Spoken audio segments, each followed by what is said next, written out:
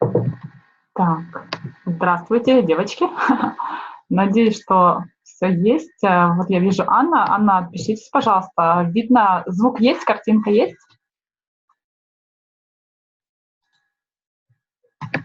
Так, надеюсь, что все есть. Hello. Hello. Can you hear me? Yes, sure. How are you?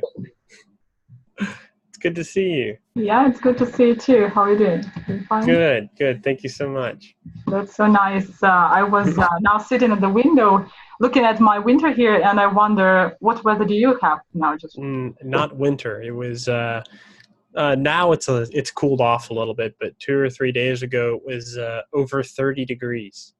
over 30. Over 30. Wow. Yes. Good. So we in America we would say we use Fahrenheit. It's 100 degrees Fahrenheit, and that's like summer temperature, 30, 34 degrees, something like that. It was very hot.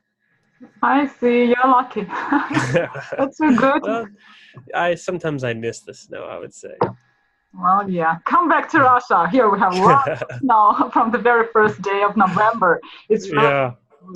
I saw some pictures from Magnitogorsk, and there was maybe 20, 30 centimeters of snow or something like that in the pictures. That's true. There are snowmen all over the park. That's amazing.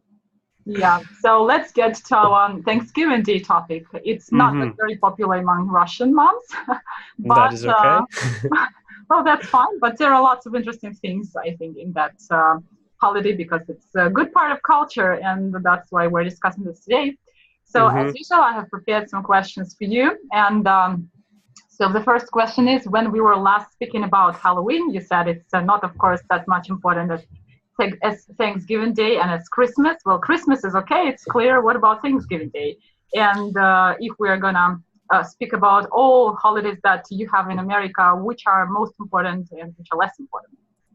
So the most important holiday is probably Christmas, as you may have guessed. After that, Thanksgiving. Thanksgiving, I might say, is number 2, or New Year's. New Year's might be number 2 as well. Then after that, we have Columbus Day. Columbus Day. And let's see. Then you start to look at Halloween, Easter. Oh, in America, of course, actually probably number 3 maybe, or number 2 is our 4th of July, our Independence Day. Yeah. That's definitely like number 2 or number 3. I wish I had a list. I think without naming too many, I would say the top few are Christmas, Thanksgiving, New Year's, and Independence Day. And that's probably because nobody has to work on those days. Oh, yeah. Usually, anyway. This is true. Oh, and I think that in general, most holidays tend to revolve around the fact that people don't need to work on those days. And so that's the one. Those are the days that people find the most important. Well, in addition, there's tradition. Yeah, I hope we'll be able to make a Christmas stream as well, where I will ask you about this kind of days off during the holidays, winter holidays and stuff, because it's very curious to know. Well, yeah, I see. I'm just thinking now that in Russia, the most part of holidays, it's for the first part of the year, like starting from the New Year's Day, and then it's Orthodox Christmas, and there are like Mother's Day and Father's Day and stuff like that. Well, in America, it looks like the main part started from the summer, like the 4th of July, and then, by the way, when is the Columbus Day? Columbus Day is, I think, the first Monday of October. So it's also like yeah, I think that's what it is. Because Thanksgiving isn't on a certain day. It's on the 4th Thursday of November. So it changes like the day. But it's always on a Thursday. And I think it's because people get the day after Thanksgiving off from work. So they put it on a Thursday. So it's extra days off from work. Yeah. So I think that's why. Okay. Well, that's good you told me about Columbus Day, because I actually forgot. I knew about that sometime when I was studying at the university. But it's also a good historical thing to tell about to our kids and stuff, because when we were started to prepare for Thanksgiving Day, we discussed, and Agata and I, we discussed a lot about the Native Americans. We watched the video, we were commenting, or I was commenting that. I had some pictures to her, so she knew how they look like and like that. So we're even making kind of a reconstruction of Mayflower coming from England to America. Oh, really? Yeah, and Agata remembers where you live, and she was asking me, like they were going to Shon. I said, no, that's a different place, but that's good. She remembers you, and that they were like watching that video all the time. I used to live right next to that area, though. Oh, so it was not, and I have friends, some of my roommates are actually from Plymouth Rock, near that area. Oh, that's great. That's great. Well, okay, so the next question is again about school, because I'm actually interested how you have this in your school curriculum. Are kids told again about the historical roots of this holiday, what they do, what activities they do they have any drama or something like this? What usually happens during Thanksgiving Day is it's almost like we treat it very similarly to Christmas, where except with a little bit less free time from work. Usually on Christmas you get almost a week, and Thanksgiving you get maybe 2 days. But anyway, we often do the house stays decorated with different fall things, like we put pumpkins, or we put just like corn, and we put maybe some fall colored leaves or something around to kind of for the decorations. In school, we have plays, and sometimes we'll have like a play. Usually it's something that's mostly for younger children, where they will pretend that they're the pilgrims and they're setting up Thanksgiving, and then the Native Americans come and things like that. And even younger children, they often will do activities where they, in our Thanksgiving, the bird, a turkey, is very important because it's a North American bird. It's only in North America, I believe. And so it has a significance with Thanksgiving. And so we draw turkeys, and sometimes we make turkeys in our art classes and things like that. I would say it's mostly geared towards younger children. And you asked about the history of it as well, yeah? I would say that we learned that in school that it's interesting, because I went to a private school when I was younger, and it was a Christian school. So of course it was a very Christian education for Thanksgiving. But in general, I think that we don't learn too much about the religious portion of it. It's mostly the kind of the symbolism of coming together as a group, as a family, and kind of celebrating the year, and how all the farms have finished gathering crops and all their corn and things and grain, and now we have the big feast. And it's kind of a family event, really. That's the biggest portion of it. So yeah, that's generally how it's taught in our school, with, depending on who you ask, some part of religion in it as well. Well, yeah, but it was just like I sent you in the question before. It was pretty curious to see that we read several books, and in all of those books there is a good part of religion, and it is kind of weird because it really has nothing to do with religion. There, I mean, this the feast itself, it's just giving thanks to somebody who helped you, like friendship and things like that. But still, they have they just have the description of people having this family get together on the Thanksgiving for the Thanksgiving dinner, and they are saying thanks to God. Do you really say thanks to God? It depends on the family. Well, yeah. Some families absolutely, and some families absolutely not. In school, no, of course you do not. unless you go to a private school that's a Christian school as well, of Yeah. course. But no, I think that in general, it's not so religious.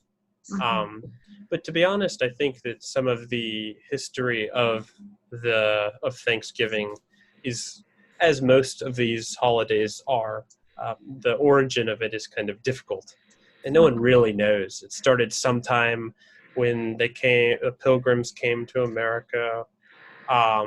And some say there's a religious aspect, and some say there's not. It's a similar thing with Halloween. Like, who really knows where it started? Yeah, I see. Well, now we are really curious to hear something more about your kind of personal life, about your family, about these traditions in your family. Do you really get together? Like, I don't know if you have a big family or not, like aunts and uncles and cousins and.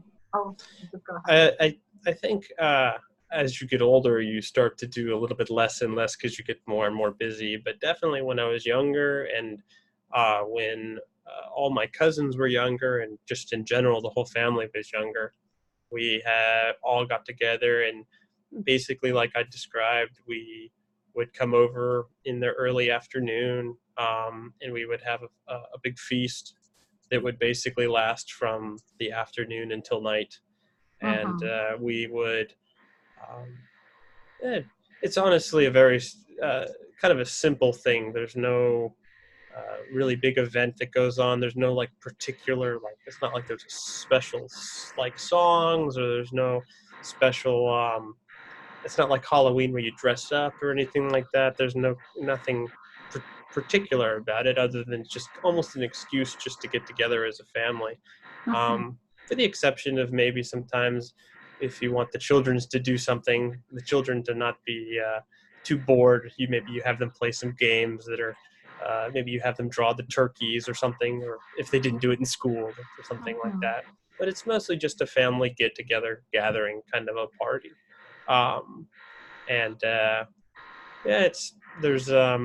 It's not like there's with Christmas, you open your presents and things. There's nothing particular about it in that regard.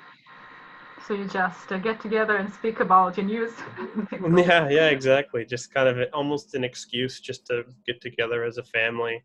But as I get older, I do less and less. And definitely my plans for this Thanksgiving are to be with my family, but in general, more, as people get married and they move away, we're farther and farther away from each other. So the number of people that are actually getting together is smaller and smaller. Oh, yeah.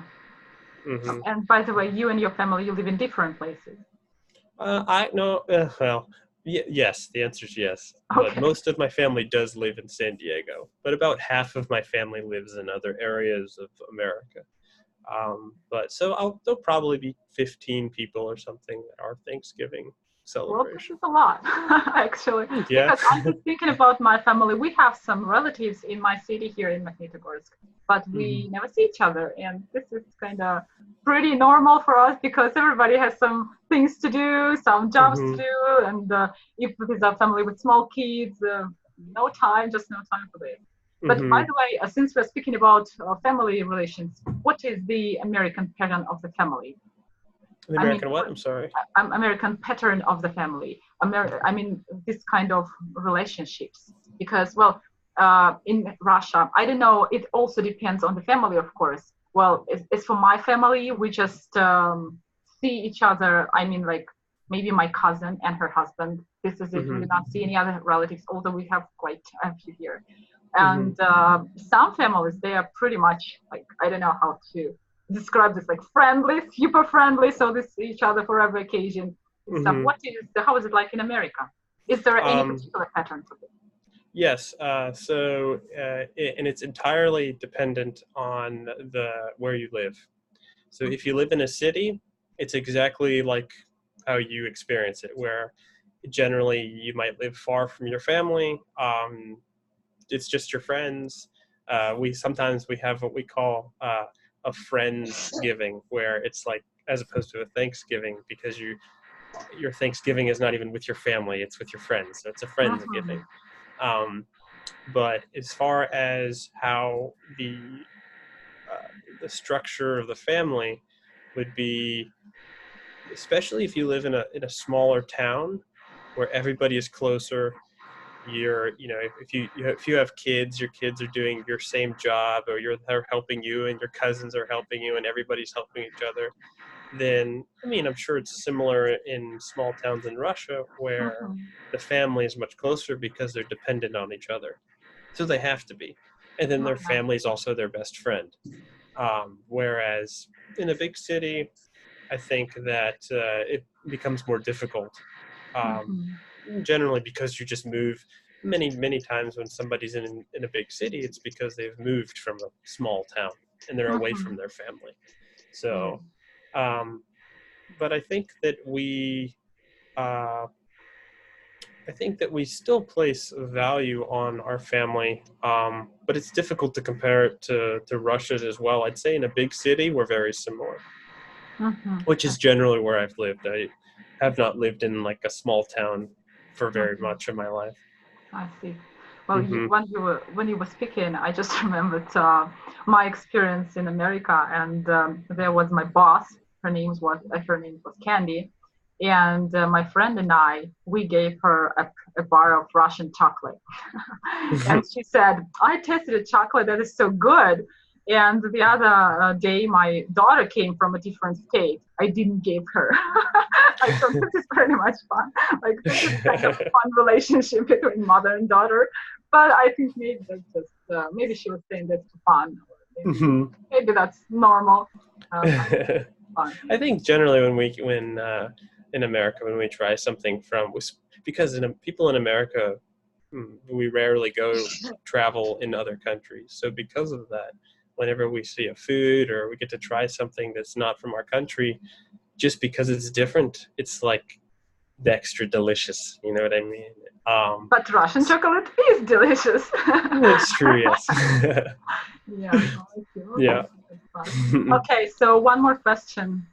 Let me just take a look at the list of my questions to you. What do you feel thankful for this year? Like, do you have any special things that happened and you really feel thankful coming to? Yeah, I believe so. I'd say that this year I'm thankful for the fact that right now I'm in university, and I just went from college, and this is my first year at university, so I'm thankful that I got into my university. I am thankful that I just got a interview with a very good job, and it's possible that I'll get it. So I'm thankful for at least a shot at getting this job. And I'd say that I'm thankful for the fact that I get to live with all my friends. All my roommates are basically all my best friends, so it makes it's difficult to not be thankful sometimes in my position. That's good. And also the weather's been pretty warm for a long time, so I'm thankful for that as well. Yeah, I see. Well, that's good also. Well, okay, by the way, you're speaking about your job. You're going to take your studies at the university, and simultaneously you're gonna work here and get stuff. Yeah, so when you study at university in America, you don't study during the summer. So this job would be for an internship during the summer. So I wouldn't start it until my spring semester finishes, and during next summer, that's when I would work at this company. So that's very common among people who go to university. They can't work at the same time because school is too difficult. So when they have time off, that they work. Some people work and go to university at the same time because university is so expensive in America, and I don't know how they do it. I can't do that. It's too difficult. Well, I'm thankful for not having to do that as well. This is true. Yeah, this Yes. is true. Well, the other day I was speaking to one of my students. She's the same age like me, and she was taking a couple of lessons with a native speaker who is studying at the university, and she said about like $50,000 per year for studies. It's pretty much expensive for us. For Russia, it's such an unbelievable price. And where is that? I can't tell you. Okay, But this is America, but I do not know the state. Well, but when she told me, I thought like, wow, this is expensive. And I also thought maybe we do not have the best education here in Russia, but we have some kind of, bonuses, as if you're a good student, you can get free education. I was getting my education free, which is so good. Mm-hmm. Well, my baby is here. I think she's going to say hi to you because I told her I'm going to speak to you. Oh, really? Hold on a sec. She is really curious, huh? Hey, Agatha.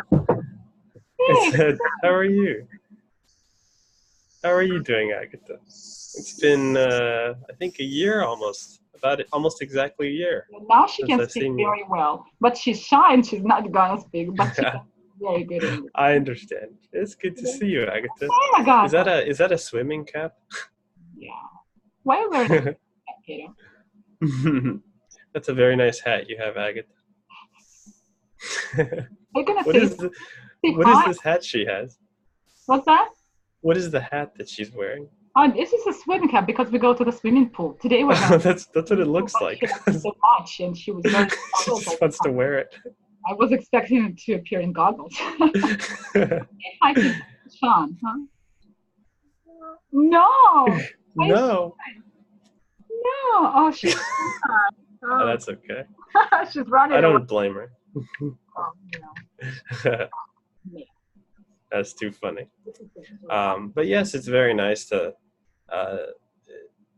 be able to go to school without having to work. But really, some people have really big problems with how much education costs.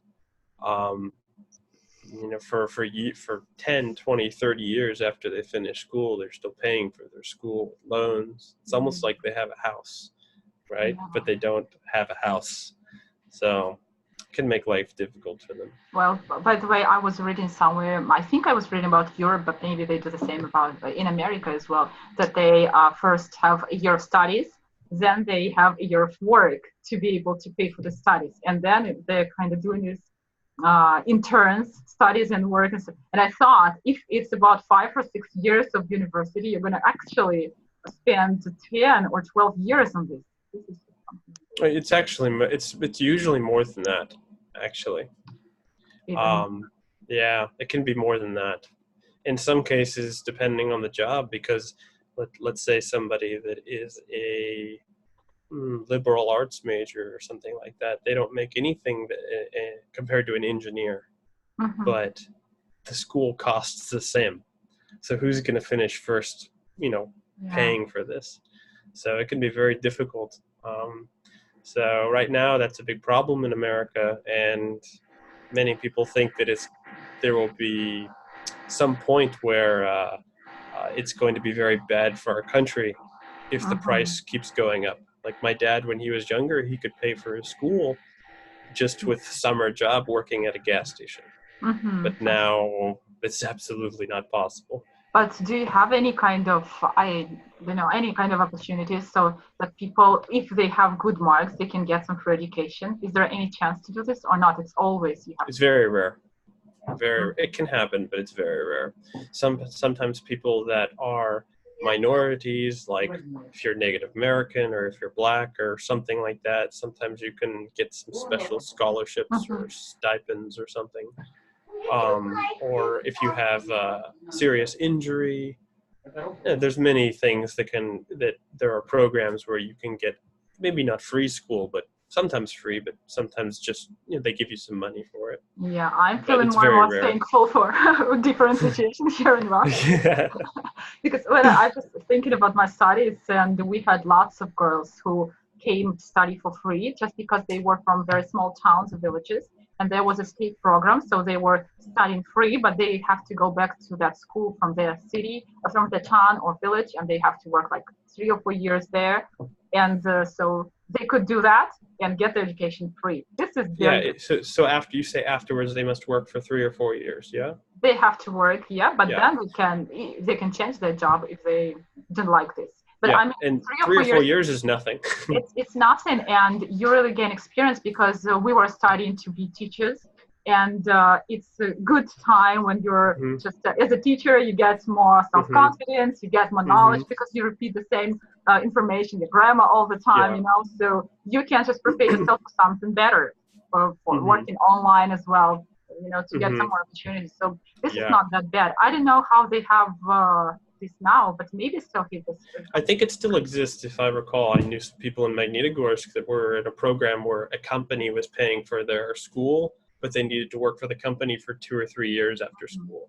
Well, And it's an interesting idea because in America, many people finish their school and they can't find a job.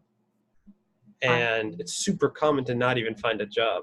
So the idea that maybe, I have to work for this company for 2 or 3 years after I finish school, it's like, I would kill for that because I can't even find a job, you know?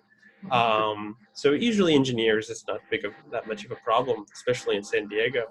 But the idea that you know that you have a job if you finish school is an incredible opportunity. And I don't know, it's weird it's almost weird to know that, you know, it's like a disadvantage where you say, I have to work for this company for a few years afterwards. I would kill for that. It's not me personally, but some people. Well, yeah, I see. Well, that is pretty much surprising. I wouldn't think you have such trouble in your Yes, especially with people like nurses, lawyers, some business majors. 10 years ago, everybody was said, those are the jobs you need. And now because everybody was said that those are the jobs you need, we have too many people that are going to do that job. And now there's no work for all these lawyers. So it's crazy to think in America, you know, you have a lawyer and they can't get a job and they paid $150,000 for their education. But do you think it discourages young people who are graduating from the high school and then they have to get a choice of going to start work right away, some simple jobs, or to continue their education? Doesn't this fact discourage them? Yes, but in America, everybody tells their children that you must go to school. And when you're 17 or 18 years old, you don't really understand that concept that you described. So because of that, they aren't scared as much as you might think. But honestly, they should be. They should be discouraged because in some cases, they shouldn't go to school. But we're taught that that's what you must do.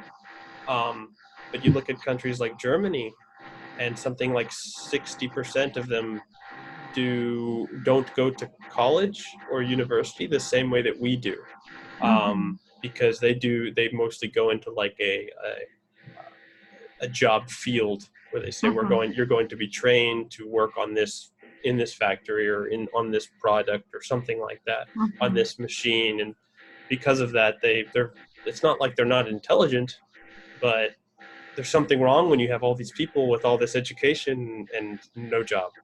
So that's true. Well, we have a little bit different problem here. I think we have, I shouldn't say we should have free education because some people still have to pay for that. And we also have this concept, like parents say, you should go to school, you should go keep on your study, you should get your higher education and stuff. But then people just do not want to use their education just because they're not paid enough. And it's the same about doctors and teachers. We had in Magnitogorsk, we had some French language in schools. Now we do not have almost because even teachers are not trained for the French language. When I was studying, it was maybe the last or 2 years before when they canceled, they kind of abolished this language at all, you know. And this is pretty sad because that means less opportunities. But as for me, I was working at a regular state school. I didn't like that. And I like working with kids. This is pretty much interesting, especially if they're teenagers, they're thinking, you can discuss lots of things. But the salary you get and this kind of unfriendly atmosphere there, among the staff, that discourages you from doing this kind of job. And more and more people are choosing something like, I don't know, like private businesses or something like this. So I don't know if it's good or bad. Maybe that's good because when you're doing something for yourself, you develop more because you do not have to think about your boss up there and you do not have this idea, I'm doing this for my boss and I'm not developing my skills. You're just trying to be better and better. And maybe this does some good to you and some other people around. But I had another idea I wanted to say about education that is good on my mind. Well, the other thing is like people go to get their higher education, like being managers or something, and they do not get any particular education, and they just they are, well, I wouldn't say they are good for nothing, it's not polite, right? But still they just go to some supermarkets and work as shop assistants. Yeah, it's uses to get the education for. Yeah, it's an interest. To be honest, as somebody like, because I'm studying to be an engineer, it's very clear like what my job will be and everybody knows that when you hear of an engineering major, somebody who's going to be an engineer, everybody knows what they're going to do, right? They know like engineers design things, everything that you look at was made by an engineer somehow. But like when you look at like, I've always wondered like a business major or business administration major, like what do they even do? I don't even know. I'm sure they do something, right? But like, it just seems like a very odd major. Like economics, that makes sense. But somebody that's like business administration, like you'd think that if you started it in the company and you started at the bottom and you went up and up and up and up, you would know how the business works. Why would you need to go get an education to learn how the business works? True. That's true. But I'm sure they do something, but I don't know. Maybe they are a little bit good for nothing, I think. Sometimes I think, in America at least, because sometimes I think that universities in America, they make more types of majors so that there are more different things people can do. And just so that you pay to go to school there. Even if you don't, it's not actually good for a job. Yeah. It's like, oh, I'll do business administration. But then when you leave, it's like, what does that even mean? Yeah. But yeah, I don't know. That's a whole different topic about. That's true. I was going to ask you that and have some kind of stream on the education. But since we didn't speak a lot about Thanksgiving, I mean, there's not a lot to discuss. That was good to hear. I'm trying to think if there's anything else really quick that I may have missed with Thanksgiving. To be honest, I feel like maybe it's just because I was younger when I was younger, I feel like Thanksgiving was more important. Maybe that's just because I was younger and everyone in my family was younger.